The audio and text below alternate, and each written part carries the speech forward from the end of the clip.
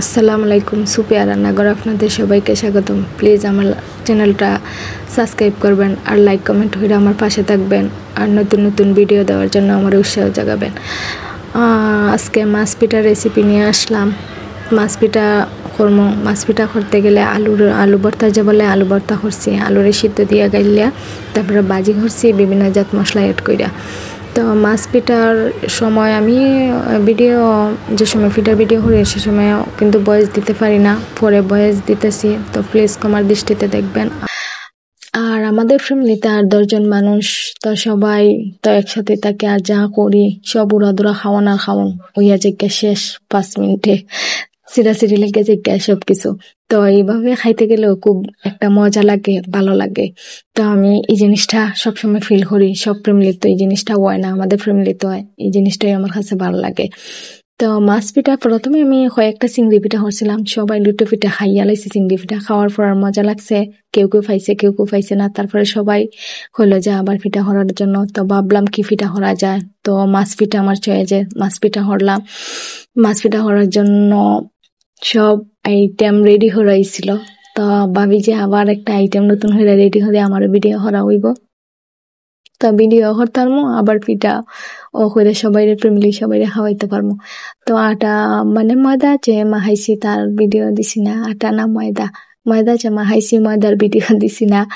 তো এগুলার ভিডিও করা হইছে না। তো মাছ পিঠার ভিডিও করা হইছে আর তেলে ফেলাইয়া চরচর করে বাজ্জা লাইছি মাছ বাজ্জা সবাই খাই যে সবাই ভিডিও খাওয়ানোর ভিডিও দিছি না। তা আমাদের এদিকে মানে অনলাইনে যে ভিডিও ছাড়া হয় এগুলা মানুষ পছন্দ করে না। তো ঘরের ভিতরে যা রান্না বান্নার ভিডিও নিয়ে বিজি থাকি, বাইরে কোনো ভিডিও করার মানে সাহস নাই, এগুলো মানুষ চয়েসফুল করে না আমাদের এদিকে। তো আমারও ইচ্ছা তো ইউটিউব চ্যানেল খুলবো, তো কি রকম ভাবে খুলবো এটাই মাথায় ঢুকছিল না। তারপরে চিন্তা করলাম যে যা রান্ধি তা যদি ভিডিও ছাড়লে পরে তা আমার কোনো কৃতিত্ব না। তো রান্নাও হইলো, ভিডিও হইলো, একটা ইউটিউব চ্যানেল খোলা হইলো, মনের একটা আশাও পূর্ণ হইলো। এই ভাইবা মানে রান্না বান্নার ভিডিও নিয়ে আমি একটা ইউটিউব চ্যানেল করলাম, করলার পরে ভিডিও আপলোড দিলাম, ভালোই সাপোর্ট পাইলাম। তো মাঝে মাঝে মনে হচ্ছে আটকা ভিডিওটা করি না, ভালো লাগে না যখন ভিউ আসে না।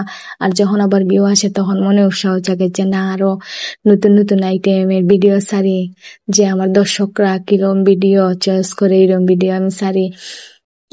আমি ভিডিও করার সময় ভয়েস দিতে পারি না, তো পরে ভয়েস দিছি। প্লিজ আপনারা ক্ষমার দৃষ্টিতে দেখবেন আর বেশি বেশি আমার সাপোর্ট করবেন। আমার বয়সটা বাজে তাই আমি দেওয়ার কোনোদিনও চেষ্টা করি না।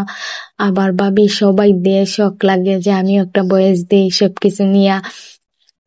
এখন তারপরে আমি ভয়েস দিতে ভয় পাই, ভয়েস দেওয়ার চেষ্টাও করি না, ভালো লাগে না।